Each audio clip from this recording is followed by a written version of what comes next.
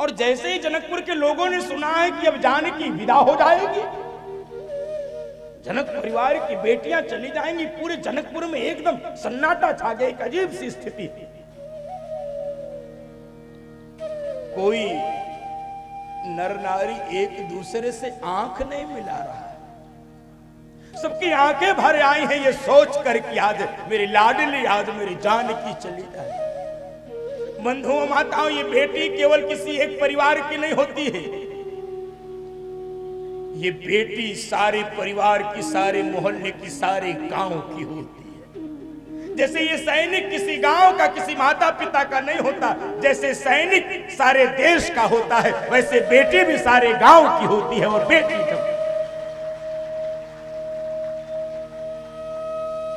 बेटी जब विदा होती है, वो दृश्य सुनाना, सुनना, देखना ये अत्यंत कठिन होता है। जानकी जी की विदाई का प्रसंग निश्चित रूप से अत्यंत मार्मिक है, कारुणिक है। महाराज जनक को पता चला है कि जानकी अब चली जाएगी, जानकी अब नहीं रहेगी। किससे जाकर कहें, किससे बताए, क्योंकि जनक जी तो स्वयं धीर वीर ज्ञानी, ज्ञानी पुरुष आंसू नहीं बहाता है। लेकिन बंधुओं माताओं, ये बेटी जब विदा होती है तो कठोर से कठोर दिल का पाप भी रो। जनक जी गए हैं और जानकी जी जिन तोते और मैनों को पिंजड़े में पाल कर रखा था, जनक जी उन तोतों और मैनों से बात करने लगे, उनको देखकर रोने। सुख सारे का जानकी जाए, सुख सारे का जानकी जाए। कनक पिंजरे राखी पढ़ाए, कनक पिंजरे राखी पढ़ाए। व्याकुल कहीं कहाँ बैठे ही, व्याकुल कहीं कहाँ बैठे ही। सुनि धीरजु परी हरहि न केहि, सुनि धीरजु परी हरहि न केहि। भय विकल खग मृग एहि भांति, भय विकल खग मृग एहि भांति। मनुज दशा से कहीं जाती, मनुज दशा से कहीं जाती। सुख सारे का जानकी जाए, सुख सारे का जानकी जाए। जानकी आज जाएगी, वो तोते मैंने जिनको जानकी ने पाल कर रखा था, वो तोते मैंने अपनी भाषा में रोने लगे। महाराज जनक सोच रहे हैं जिसको विदा करते समय इन पशुओं की, इन पक्षियों की दशा हो रही है, तो वहां के लोग कितने दुखी होंगे, कितने व्यथित होंगे। बंधुओं माताओं, कठोर से कठोर दिल का बाप रो देता है। जवान बेटे के मृत्यु में कदाचित वह अपने आंसू रोक लेता है, पत्थर रख लेता है दिल पर, लेकिन जब उसकी बेटी विदा होती है तो वो फूट फूट कर रो। कई बार सामने आंसू रोक लेता है समाज के, लेकिन जब बेटी चली जाती किसी कोने में फूट फूट कर रोता है। लोग पूछते बाबूजी कहाँ, दिख नहीं रहे, पिताजी कहे। किसी कमरे के कोने में, घर के किसी कोने में वो फूट फूट कर अपनी बेटी को याद करती। बंधुओं, माताओं, माताएं कदाचित बेटी के विदाई में आंसू रोक लेती है, थोड़ा सहन कर लेती, चूंकि एक बार विदा होकर आई, इनको अनुभव होता है। लेकिन बाप नहीं आंसू रोक पाता, बाप नहीं।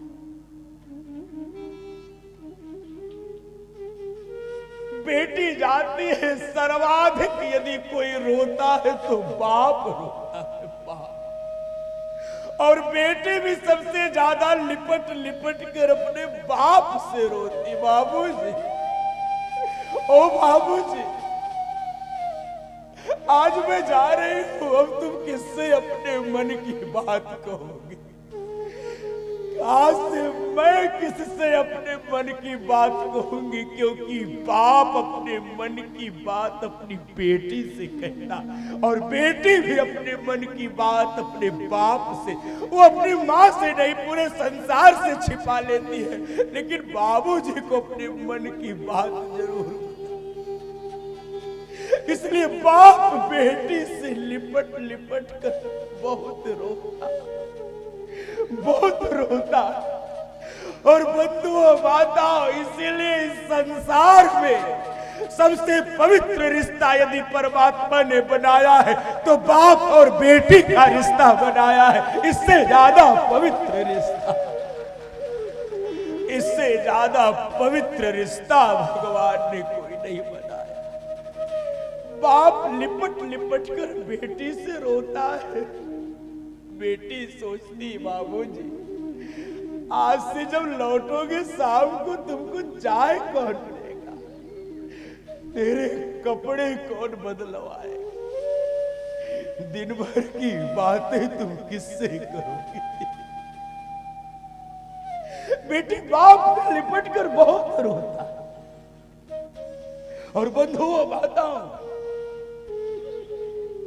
ये जो मायका शब्द है, ये मां से नहीं बना, ये मायका शब्द बाप से बना। जब तक बेटी का बाप जिंदा रहता, अधिकार से वो अपने बाप के हाथ सिर उठा के जाती। लेकिन जब उसका बाप मर जाता, आप कल्पना करो, पहली बार जब वो जाती है मरे हुए बाप के घर, दरवाजे पर पछाड़ खा के गिर जाती है। बाबू, आज से ही देहली पराई होगी, अब किस अधिकार के साथ में आऊंगी? अब ये देहली भैया भाभी के अधीन हो। बाप जब तक जीवित रहता बेटी को बड़ा संबल रहता है। इसलिए बंधुओं, माताओं, बेटी अपने ससुराल में सब कुछ बर्दाश्त कर लेती। बेटी कई बार गाली सुन लेती है, मार खा लेती, सब सहन कर लेती। लेकिन जब किसी बेटी के बाप को उसके ससुराल में बोला जाता है, वो धैर्य खो देती। मेरे बाबूजी को मत बोलो, मुझे मार लो, पीट लो, मेरे बाबूजी को। अरे मेरा बाप कैसे कैसे हमको पाला पोसा, कैसे कैसे हमको विदा किया। बहुत रोती, बहुत। अरे आपने सुना होगा, शकुंतला, शकुंतला कण्व ऋषि के आश्रम में पली थी। शकुंतला जब विदा होकर जाने लगी, कण्व जैसा ऋषि बाप फूट फूट कर रोने लगा। अरे पौधों से कहने लगा, पुष्पों से कहने लगा, शकुंतला जा रही है, मेरा गला रुद्राया, सत्यद्य शकुंतलेति हृदयम संस्पृष्ट मुत्कंठया, कंठस्तंभित वास्तव वृत्ति कलुष चिंता जडम दर्शनम।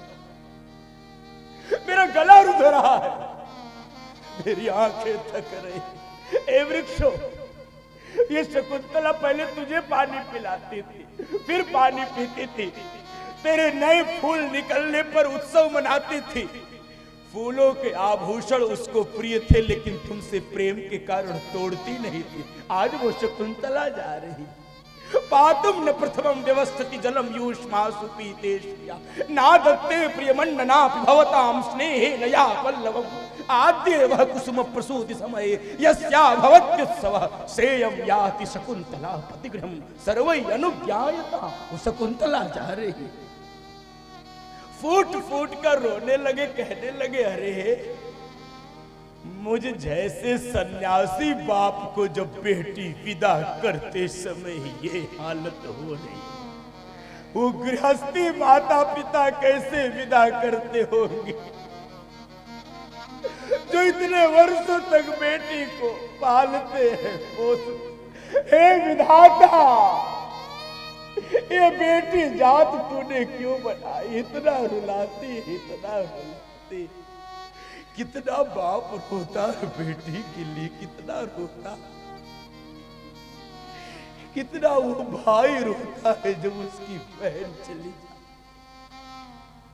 अब किसके साथ लड़ेंगे, अब किसके साथ खेलेंगे, किसके साथ?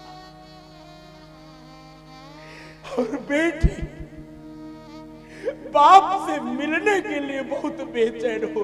आपने प्रसंग सुना होगा नरसिंह मेहता, नरसिंह की बेटी रामा, रामा फूट फूट कर रो रही थी। आज उसकी बेटी की शादी थी। रामा कह रही थी मेरे पिता को बुला लो। उसके ससुराल वाले कह रहे थे नहीं, वो गरीब है, नाक कटा देगा दरवाजे पे आकर।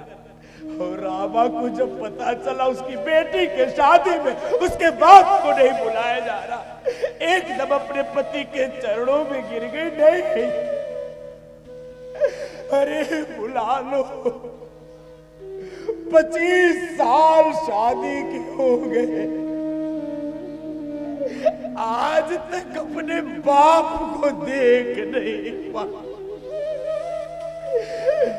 एक बार अपने बाबूजी को देख लो, मेरा बूढ़ा बाप। रामा अपने बाप के लिए फूट फूट कर रो रहे थे, फूट। और ससुराल वाले चिढ़ गए, बड़ी सूची बनाने लगे, ये मंगाओ ये मंगाओ, तब इसका बाप आएगा। और जब इसने सुना है मेरे गरीब बाप को भात की चिट्ठी भेजी जा रही, अपने पति को इशारे से बुला, अपना आंचल बिछा दिया। सुनो, मुझे नौकर रख लो अपने घर में, लेकिन ये भात की चिट्ठी मेरे बाबूजी को, मेरा बूढ़ा गरीब बाप। बहुत रामा रोई है, बहुत रोई है। और जब नरसी आए थे रामा की बेटी के शादी में, 25 साल बाद देखी थी रामा, पहचान नहीं पाई मेरा बाप कौन। लेकिन जैसे ही बाप ने देखा, बूढ़ा बाप दौड़ पड़ा, रामा ओ रामा। लिपट लिपट कर इतना रोए, इतना रोए। बाप और बेटी बहुत रोए। बारात के लोगों के जेब से रुमाल निकल आती है कई बार जब बेटी की विदाई। कल्पना करो, कोई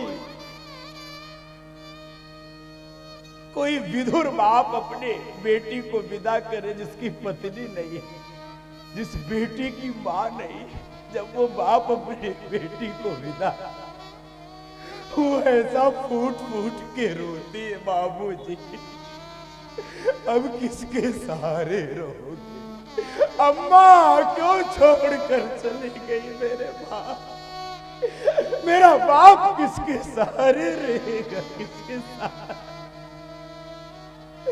और कोई विधवा माँ अपनी बेटी को विदा करती है, फूट फूट कर बेटी से लिपट कर रोती है, बेटी का हाथ पकड़कर उस कमरे में ले जाती है जहां उसके मरे हुए बाप की तस्वीर है। और मरे हुए बाप के तस्वीर से लिपट कर बेटी इतना रोती, बाबूजी,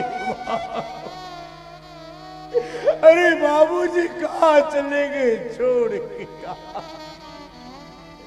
और मरे हुए तस्वीर से भी बेटी के लिए आशीर्वाद निकल, बेटी और बाप का जानकी यहां से विदा हो रही है। जनक जी जैसा धीर वीर ज्ञान मिटी महामर्याद ज्ञान की, बेटी से लिपट कर फूट फूट कर रो रहा। क्यों बनाया है ब्रह्मा ने बेटी चार। और बंधु माता जानकी अपने बहनों के साथ आज जनकपुर को सूना करके जा। बेटी ससुरे में रहिहा तू चांद बन के, बेटी ससुरे में रहिहा तू चांद बन के।